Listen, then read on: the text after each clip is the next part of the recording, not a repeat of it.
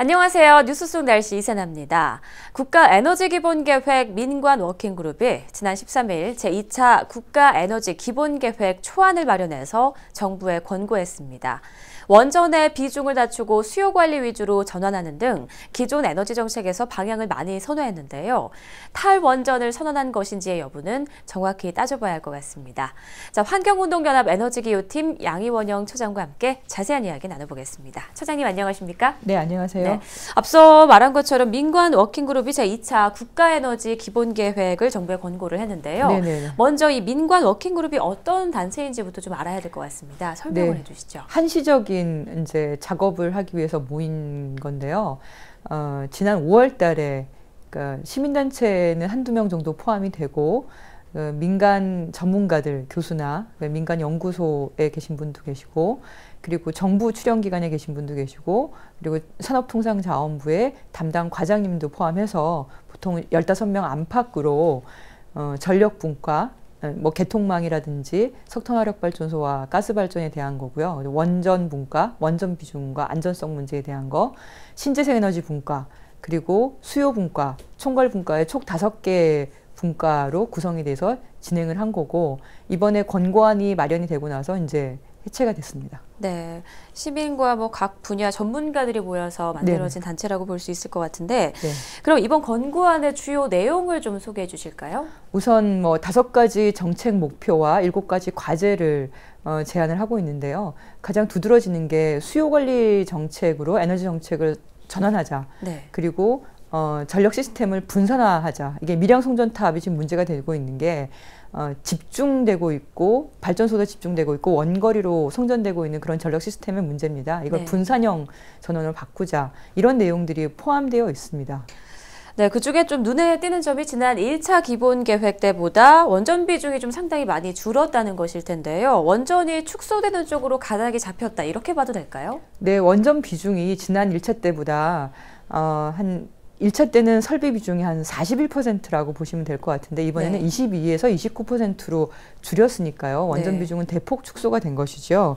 근데 원전이 축소가 되는지에 대해서는 좀 약간 다른 의견입니다. 왜냐하면 비중의 문제는 그 전제가 되는 발전 설비 총량이 얼마가 되느냐에 따라서 달라지는 거거든요. 네. 근데 이 워킹그룹 내에서는 전력 수요 전망, 그것이 또 기본이 되는 에너지 수요 전망에 대해서는 제대로 논의가 되거나 합의되지 못한 상황입니다. 그런 차원에서 원전 비중이 22에서 29%로 됐다고 얘기를 하면 이것은 이제 단순히 원전 확대 정책은 사실은 포기가 된 거다. 이런 신호가 될 수 있지만 그렇다고 해서 원전 설비를 축소하는 방향으로 가는 것이냐는 전력 수요 전망에 따라서 달라질 수 있는 거죠. 네.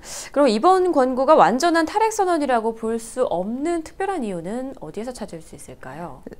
그렇기 때문에 이제 탈핵 선언이라고 얘기를 하면 지금부터 22년 후의 미래를 보는 건데 그러면 원전 비중이 10% 이하로 사실 떨어지는 게 맞는 거죠. 그래야지 이제 탈원전 시나리오까지 갈 수가 있는 건데 지금은 어느 쪽 손도 들어주지 않은 형태라고 보시면 될 것 같아요. 그러니까 원전 확대 정책은 아닌 거지만 그렇다고 원전 축소로 정확하게 시그널을 보낸 건 아닌 거죠. 네. 예.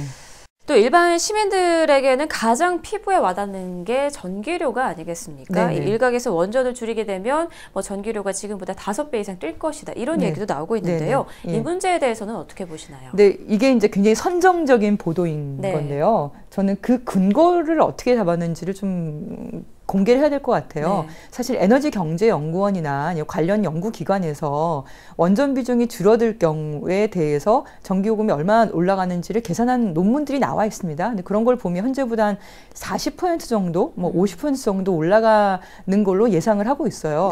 그런데 갑자기 5배, 뭐 20년 후긴 하지만 이것의 근거가 뭔지 하지만 그 전기요금이 인상되는 건 맞습니다. 왜냐하면 발전 단가가 상대적으로 비싼 그 발전원들이 좀 더 늘어나겠죠. 원전을 대체해야 되는 거니까요.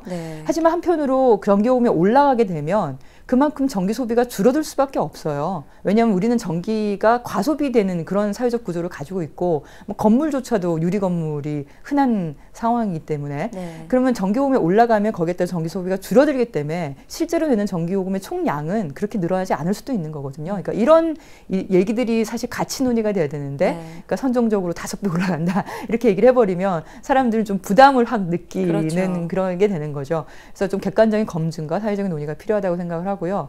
그리고 더 나아가서 전기요금이 오르는 것에 대한 피해는 사실은 이제 전기를 많이 쓰는 다소비 업체들이고 그 다소비 업체들은 그렇게 많지는 않습니다. 네. 일반 가정들은 사실은 전기를 그렇게 많이 쓰고 있지 않기 때문에 상대적으로 그 영향은 적을 것으로 봅니다. 네. 그러니까 너무 단편적인 부분만 좀 부풀려서 지금 네네. 보도가 되고 있다. 이런 말씀이신 예. 것 같네요. 자, 국가에너지기본계획을 수립하는 과정, 앞으로 최종안까지 마련되기까지는 좀 과정이 더 남아있다고 하던데 네네. 그에 대해서 설명을 좀 해주실까요? 우선 이 민간 워킹그룹에서 한 거는 민간 단위에서 한 거고요. 이걸 산업부에 권고를 한 거고 산업부가 그걸 바탕으로 초안을 다시 마련을 하겠죠. 네. 그 마련한 것에는 에너지 수요 전망도 같이 포함되어 있을 거고 그걸 이제 사회적으로 논의하는 게 시작이 될 겁니다. 그럼 사회적인 논의가 이제부터 시작이 되면 그 과정에서 공청회를 정부는 2번 정도 하는 걸로 되어 있고요.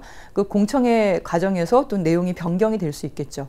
그래서 원래는 9월 초에 초안이 마련이 되고 12월에 결정이 되기로 했는데 이미 10월 중순이니까 그 일정은 약간 미뤄져서 내년 초나 가능하지 않을까라고 저는 예상합니다. 네. 앞으로 이게 좀 공론화가 돼서 많은 논의를 거쳐서 좀 효율적인 최종안이 나오길 또 기대해 봐야겠네요. 네네. 오늘 말씀 고맙습니다. 네, 감사합니다. 현재로서 원전을 대체할 에너지로는 대표적으로 석탄과 LNG가 언급되고 있죠.